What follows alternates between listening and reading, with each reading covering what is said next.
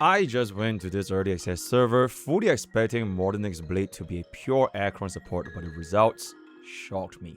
Hey guys, MrPokke here, back with another video. So for Mortenax Blade's early access, I must say this has been one of the most interesting units that have been added to HSR, because I fully went in thinking that, he's just going to be used with Acheron, but I found myself having a lot of fun and success running him with a lot of different team comps, even at a baseline of E0. So for today's video, we're going to be talking about his character kits, Litecoins, Eidolons, team comps, Endgame Performance, and without further ado, let's get into today's content.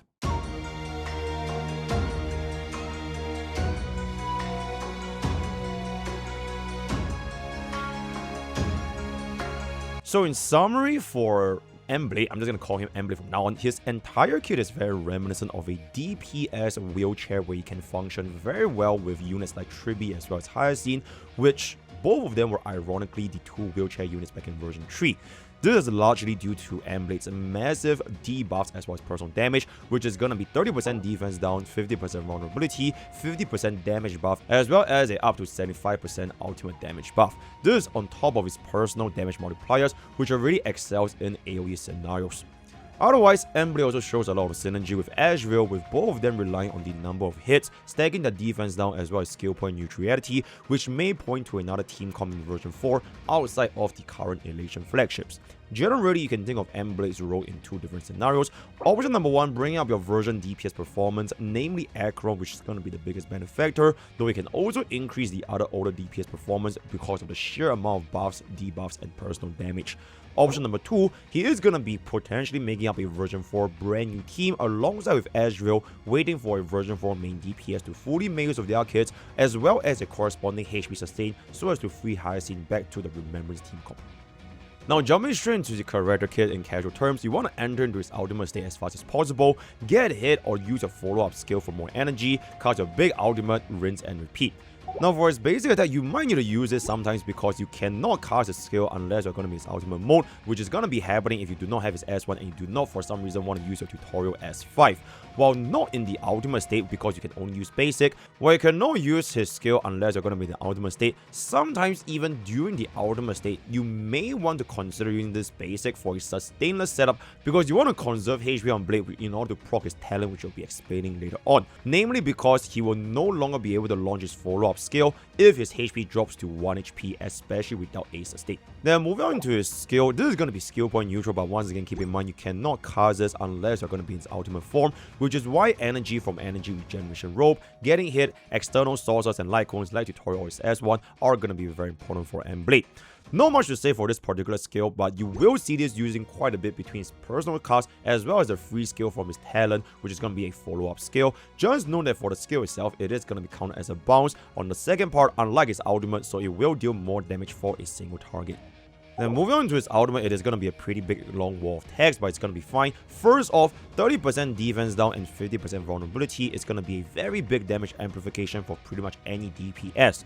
The self-crit rate as well as crit damage will help his own personal DPS, so 80% crit rate is all he needs for the maximum sub-DPS damage. If you want to run it with Sunday, keep in mind to keep this down to 60%. Next, this ultimate is going to be a zone where you can inflict a debuff called Balefire Bite, which is going to be the debuff as I mentioned just now, a unique debuff that does not overlap with defense down or other vulnerability sources. Ideally, you never ever die in this state like Finon to keep the zone up for as long as possible, though if you do die, you can also come back to life with this bonus passive. Now, it is very important that the attacks only give Blade charge stacks during your ultimate zone state, not before. So you should try to time your ultimates and attacks after Blade enters the out state in order to generate the highest possible amount of stacks for additional skill procs. Now, very important for his ultimate, his second enhanced ultimate is not counted as a bounce, pure AoE, which is why you ideally only want to cast this at the highest number of enemy targets, like in Pure Vision or when the boss is going to be summoning the mobs. This will help Acheron and units who want bounce skills hitting a lot by eliminating the mob's HP first so they can focus your damage on the main target.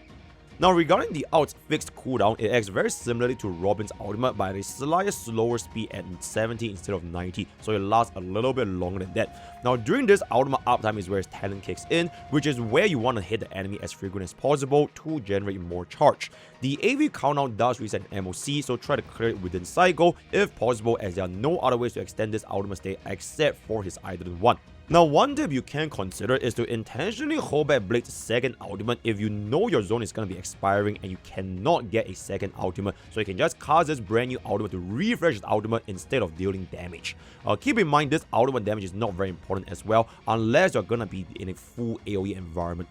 So as a rule of thumb, out uptime is going to be more important than your auto damage. Now, moving on to Blade's talent, which is pretty much an extension of his own ultimate, the charge stack as well as personal energy from his tracers can extend beyond his limit. So try to time this with the highest amount of attacks to get the highest amount of charge. You don't really have to worry about energy overflow or the additional charge overflow for most situations. Now, very important, you must have at least 1 HP in order to proc this talent's extra skill. So generally, a health or rather a HP sustain is going to be preferred unless other factors are involved, like corrosion, which I'll be explaining later. Now, this ally target attack does not include Ahab, though it does include Master Fox from Evanesia, so as long as the attacks will be coming from your own teammates, then it will count as an additional charge. The 25 energy is also not said to be fixed energy regeneration, so ERO Blade is going to be highly recommended because if you lose its ultimate zone, you lose the talent completely, as well as the lack of the debuffs from the Baleful Bind. The extra skill itself is also counted as a follow-up attack, but not his original skill, so he might see some use case with Fei Xiao. Now, for Aggron, personally, especially when you want to compare E0 Blade to an E2 Silverwolf, this is literally Silverwolf's E2 effect. Pretty much the exact same, allowing ally attacks like Trivia or Azrael to also apply debuffs on every single attack, including Aggron herself, which for those who don't know how Aggron's signature works, the gap between the signature light cone for Aggron as well as Good Night and Sleepwell is going to be much lower because you no longer need the extra debuff applied by your signature. The follow-up attackers like Azrael and Tribi when paired with Blade will definitely have a lot of value for Aggron, even if your Aggron is going to be at E0. Now, lastly, for his technique, I would personally cast Aggron's ultimate over this for more debuffs, but for a sustainless run, this can be very useful to taunt the enemies and stick a high HP ally next to Blade, like for example Tribi. Then moving on to the major tracers, the very first one with the 80 energy overflow for comfort, and the second line will allow Blade to pretty much always have a 120 out of 160 energy, which will be extremely important in case you lose too many charges due to a lack of attacks or AI just messing up the rotations. Hence, you should try to have a permanent ultimate uptime. For the second trace, it's going to be having more taunt value as well as damage taken reduction and increased healing. So getting attack will also inflict the debuff as well as a +1 charge, so ideally he always gets hit for the maximum value. One additional note for Aggron is that he will directly steal Jiao Qiu's niche of applying debuffs during enemy actions. In fact, he can even do this better because Jiao Qiu is limited to once per turn, but Blade can actually apply up to 2 debuffs per turn in case of enemies with extra actions hitting Blade twice. Although this is going to be relying on Blade's taunt value, which is not going to be 100% guaranteed, but this is there with almost no reason to run both Jiao Qiu and Blade in the exact same team. So unless Jiao Qiu gets a buff in the future or they completely change his kit, Blade will pretty much essentially completely replace Jiao Qiu as well as E2 Silverwolf. So just for Aggron, you would generally want to run a stronger damage multiplier, such as for example Cypher, Well Yang, Asheville, or Harmony characters like Tribi instead. And then for the very last trace, the 50% damage buff during ultimate state, once again showing you why you want his ultimate up pretty much permanently. The second line directly buffs Aggron, though you could see some kind of play with 2 nihility support teams with a main DPS to buff your ultimate damage, for example maybe Fei Xiao with Cypher. Otherwise, you can stick to playing Hyper Carry Blade, but I would avoid giving him any nihility allies and focus on units like Sunday and Tribi. And then for his minor traits, it's gonna be a fire damage boost 22%, health boost as well as a 12% crit rate. Pretty good fire damage boost. It can give Blade more HP percent and aim for more bulk as well as sustainless team comps. And for the skill leveling priority, ultimate is gonna be your number one priority, followed by your talent, skill, and basic. You pretty much want to level up all of them. Next up for Blade's light cone, his signature light cone is gonna be having quite a lot of words over here, but it's generally not gonna be as important compared to a lot of the other limited units we have so far. So for his S1's primary function, it is to give Blade an early turn 1 ultimate, whereas his substitute for your signature light cone is gonna be the S5 tutorial, which will likely result in a 2-turn ultimate, or rather the 2nd turn ultimate. That being said, the ultimate uptime from your turn 2 onwards has a very little difference due to the additional 8 energy per hit from tutorial, which also includes his extra skill. So in the end, when I did my comparison by pure RNG, my full auto Night 1 with tutorial ironically cleared faster than a full auto with signature light cone. I'm not saying tutorial is going to be better because it does have a lot of hit RNG, AI skill point usage, and as well as ultimate timing, but tutorial is such a good energy light cone that E0S0 Blade is more than sufficient to get the job done if you want to save your cost. Other than the maximum HP percentage, you do get a 30% crit damage taken debuff for the targets, but you first need to use your skill to apply this debuff, and then 60% for the wearer himself. Aside from tutorial, stacking defense down sorted with resolution S5 or Cypher S1 as well as the additional speed from Cypher S1 can also be considered, but because energy is such a big priority for Blade to keep its ultimate as fast as possible, I will still generally stick with S5 tutorial. Now moving on to the Relics, he actually does have a very simple build at least compared to Evanesia, slapping on the brand new 4-piece with a choice of either 2-piece Vonwag or 2-piece Bone Collector. So the brand new 4-piece is pretty much perfectly made for Blade. You don't really have to ask too much about it and just slap it on. I will be making a dedicated videos for the brand new 4-piece very soon. For the 2-piece, Bone offers more damage at the exchange of 5% energy regeneration, which can be pretty annoying, especially without either his S1 or tutorial S5. For Vonwag, it gives you a head start, which might be useful for speed tuning and getting his fuel up as soon as possible, sacrificing his personal damage a little bit. The testing for this entire early access was going to be done with 2-piece Bone, but I can definitely see Vonwag being a viable option. Now for the main subsets for the body, you want crit damage or crit rate, speed or HP boots, HP planar, and energy regeneration rope, generally more preferred over HP rope. For the subsets, pretty much just going for the standard crit subsets. Relatively straightforward build like most HP skill in DPS, a little bit of like a My Day, but you do want more energy regeneration. So like I mentioned, ER rope is gonna be the more universal option, but because of Blade's traits that always sets him to 120 out of 160 energy at the end of your ultimate zone, you could potentially run a HP rope and pray for a 2-hit RNG from 140 to 160 energy after your very first basic post ultimate. This will allow your damage during ultimate to be higher, which can add up quite nicely, especially with Asheville. You can definitely also run a HP rope with E1 and E2 Blade for maximum damage output without sacrificing too much on the energy. For the body, it's going to be depending on your crit subsets. As long as it's going to be close to 80%, you can also run crit damage as well. I prefer running speed boots for 2 turns guaranteed at 134, although at 0 cycles, you can offer HP boots on a more than 118 speed if you're going to be running S5 DDD with your E1 tribute. For the planar, I will personally just go with HP% because it makes him a little bit tankier when taking hits, as well as allowing Blade to stay healthy and ensuring his talent's going to proc.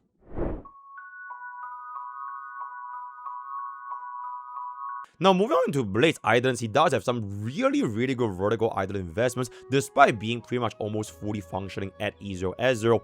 For your Eidolon 1, it is almost game changing because you pretty much cannot extend Blade's ultimate zone except for this E1. So the 20% res is always going to be welcome, but the ultimate extension state has incredible values in longer fights, which can almost ensure 100% ultimate uptime. If you do lose Blade's ultimate without E1, after you use S1 tutorial, it shouldn't take you longer than 1 more turn to get the ultimate back again. But the value of this E1 comes in a lot more if you need more than 1 turn to get Blade back into the zone. Because keep in mind, without Blade's zone, it means that the rest of your charges from the team, it is not going to contribute towards Blade's energy regeneration as well. So having Blade's ultimate uptime is very important. Then next up for Eidolon 2, I would say this is actually a game-changing Eidolon, especially if you want to play like Wheelchair Blade or open up Blade for a lot of different team building compositions. So the 75% damage buff is alright, it's clearly designed to work with Asheville and Akron, which might also hint to future team comps for some kind of ultimate and follow-up attacks that may or may not link with units like Fei Xiao, Saber, Dihara, or even Evanesia.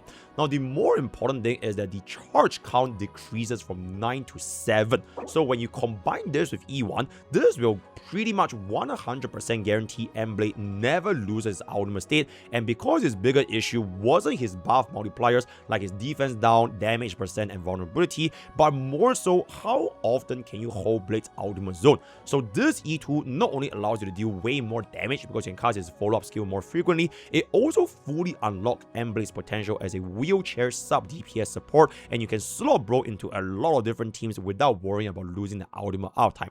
Then one last thing for the E2, which is kind of interesting, is that because now your ultimate damage is going to be considered as a follow-up attack damage, there might be a possibility of running a 4-piece Grand Duke and 2-piece to run for ultimate base DPS such as Acheron.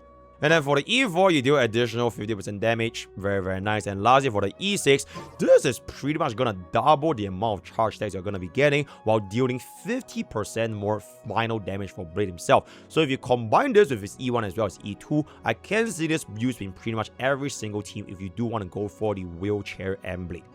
So at the end of the day, E1 or S1, I will personally go for the E1 way more than the S1 because the S5 tutorial is going to be an exceptional likelihood to fix your energy issue or even Cypher S1 or Resolution, so we have a lot of substitutes for Blade.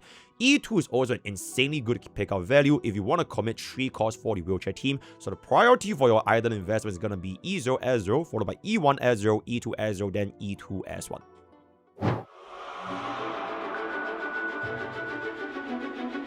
Now, moving on to the team comms for Blade, for all of the versions for early access, Blade had the most amount of teams testing I've actually done so far, which makes him a very, very fun unit that, like I mentioned, can slot into a variety of different setups. So we did spend a lot of time for this, so I do hope that this proves useful to you. And if you did, then smash that like and subscribe button for myself as well as my editor. Thank you.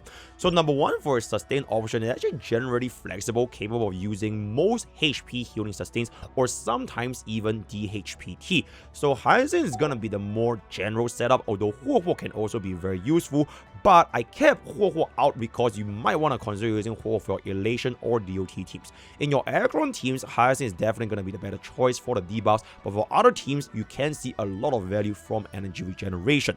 Shielders are generally not used for Blade's HP nature, but I will talk about DHPT in just a moment over here, which is going to be because of its frequency of attacks from DHPT's Dragon, it is gonna be depending if you can keep a Blade above 1 HP while using a Shielder. So this is very much influenced by enemies, and if you have DHPs as 1, which does in fact heal your units for the slight bit of HP regeneration, then you can actually consider running a DHPT. Remember, because Blade needs at least more than 1 HP, some enemies with mechanics like Corrosion, for example the new clown enemy of Flame Reaver, can give Blade some self-sustain as well, so use DHPT accordingly. I did find decent success in my usage rate with both Asheville as well as Tribi while running DHPT.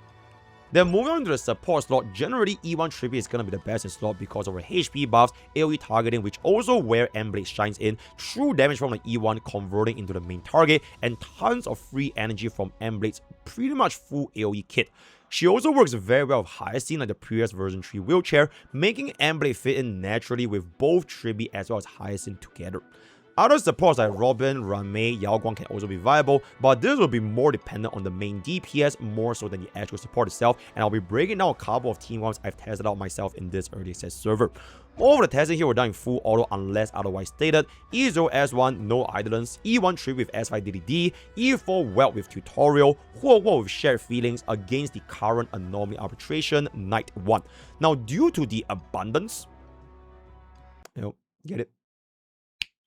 The abundance of team comps available, I will just break this down based on the main DPS archetype, then give the pointers for the changes I've made between them, namely split amongst Acheron, Asheville, Evanesia, Hypercarry, as well as a facial setup.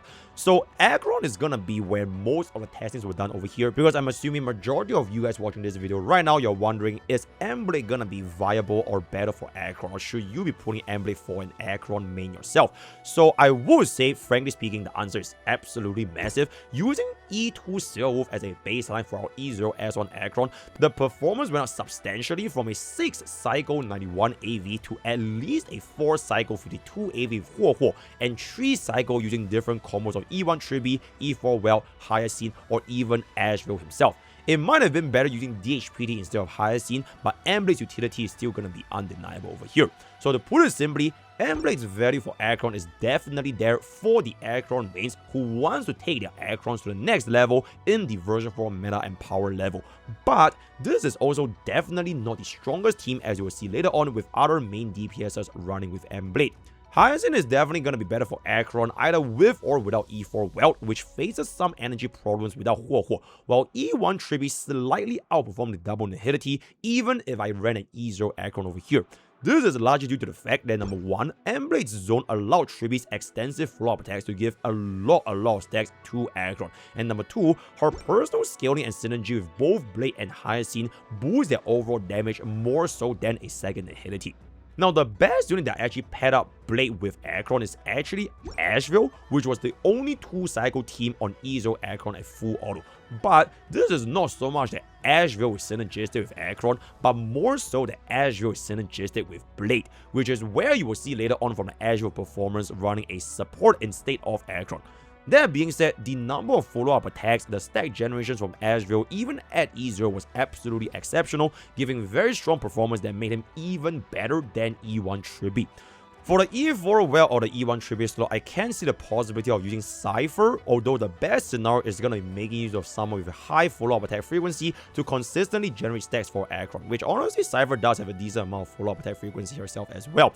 No other Nihilities units can pretty much do it as well as, for example, Tribute or even Asheville with the same amount of synergy on M-Blade as well as Hyacinth, which honestly is kind of ironic because M-Blade lets non-Nihility users generate more stacks than Nihility users. So it is what it is. Now moving on to the next main DPS I tested out M-Blade with, and that is going to be Asheville. This is the best performing team at the moment on full auto using E1 Triby, having exceptional synergy with everyone, and Triby was a perfect glue that gave a lot more damage than Aggron. I will go as far as to say that M-Blade is high-key built for Asheville, less so for Aggron. The follow-up attacks, the defense down stacking, and M-Blade's AoE helping Asheville clear his mobs and pivot into the elites as soon as possible, all with almost 0 skill point issues.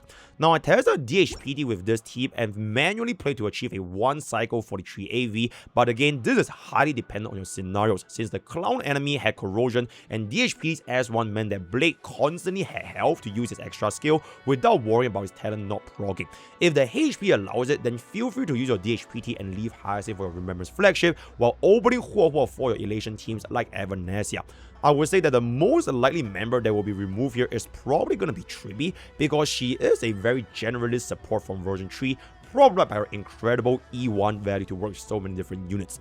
If your Triby is going to be at E0 and you want to say invest in an Asheville plus M-Blade team, consider waiting for future units to hit this slot instead. And for another team, and that is gonna be Evanesia. I tried this team purely just for fun because M-Blade does have some degree of synergy with Evanesia's ultimate frequency as well as Master Fox. Yao Guang is still gonna be needed to proc your Aha instance and give a lot more attacks to Blade. A very cool thing is that every single attack from an Aha instance counts as a separate one hit for Blade because every single elation unit has their individual elation skills. So a sustainless Sparksy or EMC run over here to replace Huo might have exceptional results with Evanesia. Now, Huo also works very well here because our entire team wants energy, though the attack percentage buff is pretty much useless for M-Blade, though the defense down stacking does work pretty well with 4-piece Magical Girl. Now, the bigger issue for Evanesia is more so that Blade himself does not have any punchline or certified banger generation, so while he can work strictly from his buff multipliers, you can see better results with E1 and E2 Blade to ensure ultimate zone uptime if you really want to use Blade with Evanesia. Then for the Hyper Carry Blade setup, one of the best teams alongside Asheville variations, but you basically play M-Blade here like a My Day with a Sunday Triby and Hyacinth combination. E1 Sunday also gives us a 60% defense down. I didn't activate it here, but just something that you guys should know. While 20% max energy ensures you get a lot of ultimates during his zone and reducing his ultimate downtime with Sunday's extra turns. Now, this team in particular will shine a lot more in AoE environments because M-Blade's ultimate, like I mentioned, is pure AoE with no bounce targeting, so he doesn't really have a single target focus aside from his skill. But keep in mind that Sunday himself does not attack, so his skill will have a much lower frequency in contrast to Asheville, who not only gives follow-up attack and single target damage, but also more charge for M-Blade to deal more Blade single target damage himself. Now, this is going to be the final team I tried for M-Blade, which is going to be the Sustainless Wheelchair combo. For this particular setup, I did in fact use it with Facial, but you can definitely use it with a lot of different units as well. So I tried this, and I will be talking about this in the upcoming M-Blade Zero Cycle Showcase. The key thing is basically M-Blade alongside with Triby are two really tanky units. So you can part them all the way at the side of the team while letting Azure and Facial or any squishy attack DPS do their thing without worrying as much about the sustained pressure. Of course, if the RNG is going to be really bad and you need a reset, then it is what it is, but this is definitely going to be a possibility to extend your sustainless runs. In a very weird way, Blade is kind of acting as a sustain in the form of a pseudo-preservation unit, absorbing hits, higher taunt value, taking reduced damage, and some kind of self-sustain if you're up against enemies with a corrosion mechanic due to his 50% additional healing, though Blade does not have personal healing like the original Blade. I can definitely see Asheville Blade Tribute being a very formidable wheelchair in this version, especially for the upcoming enemies in version 4.3, which I've very experienced for myself. Then perhaps in the future, more units can slot into this team to replace the version 2 DPS, and it can become even stronger as a sustainless wheelchair. So in summary, Azure is going to be the best in slot performance, followed by your hypercarry setups. Blade drastically improve your E0 Acheron's performance as well, and you can form a wheelchair team, the sustained version with Tribi and Hyacinth, and the sustainless version with Tribi and Asheville.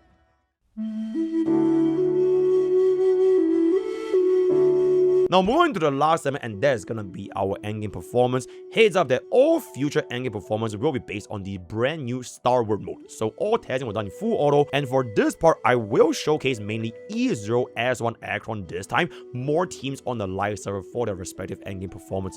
Now very important, manual play with Blade is highly recommended, just like Evanesia. The Acheron's skill point usage was all over the place, so you had a lot of wasted turns where Acheron just used a basic attack, and I had to step in for MOC side 3 because Acheron in a sub for Sparksy was way worse than Blade.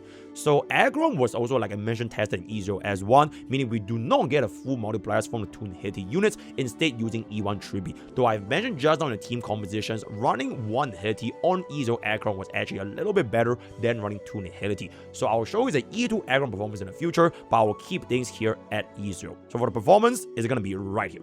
So for side 1, Flame Weaver was going to be the best slot team, and Blade clears the clones exceptionally well with Acheron, so you shouldn't really have too much issues over here, not too much to discuss. Now for the second boss, it's actually going to be the spoiler boss, so you can skip this part if you want to, but I will not explain as much over here, but I would say it is relatively manageable because the 2 mobs that she summons hits a lot of times to give a lot of energy for Acheron.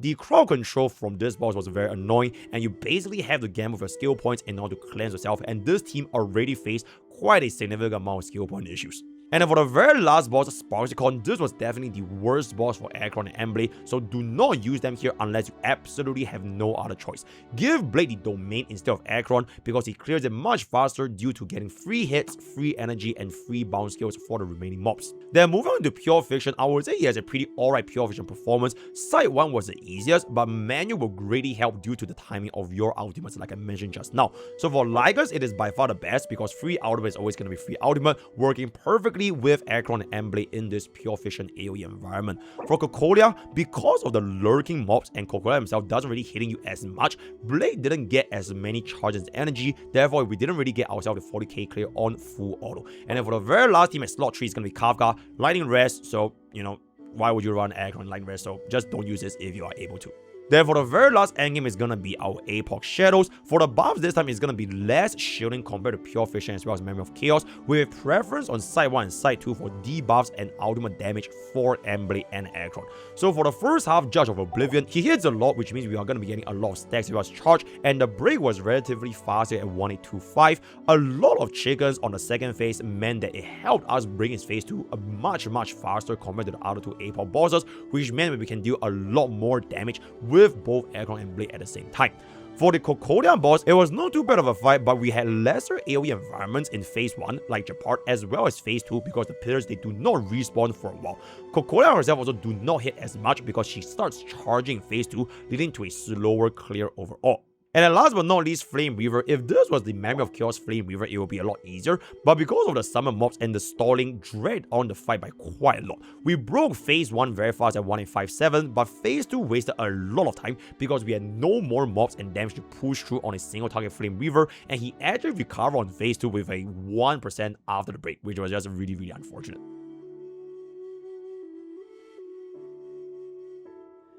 So in summary, aside from the buffs and shields, use Blade and Acheron in an environment where AoE mobs are going to be present to generate more energy and more charges for Blade, while making use of his ultimate and Tribi dealing more damage.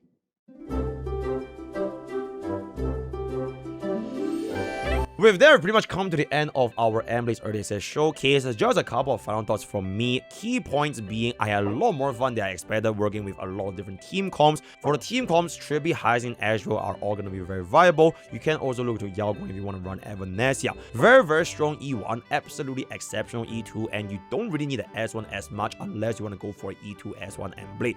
For the Eidolon mains, this is pretty much the best one cost up you can get, so you don't really have to worry about it too much and just commit for the unit itself. For the meta chasers, Blade offers an alternative to the main push and flagships without competing for teammates. So either your Elation, Break, Remembrance, Final, or even DOT. Maybe Remembrance he competes a little bit with Hyacinth, but like I mentioned, you can always run your DHPT if the situation is going to be allowing you to do so. So for the sustain option, Hyacinth is going to be the generally best in slot option, but you can run off Ultimate as well as energy uptime, so there might be better HP sustains going forward in the future of version 4. So with that, that's pretty much all I have for Blade. Let me know what you guys in the thoughts and comments down below, as well as your personal impressions for him. And I'll be seeing you guys in the next couple of videos I have, especially with the brand new boss. So if you know, you know. Join Twitch, join Discord, use code PROTIMES of GamersHouse. Well, day is gonna be bald. And I'll see you guys next time. Take care.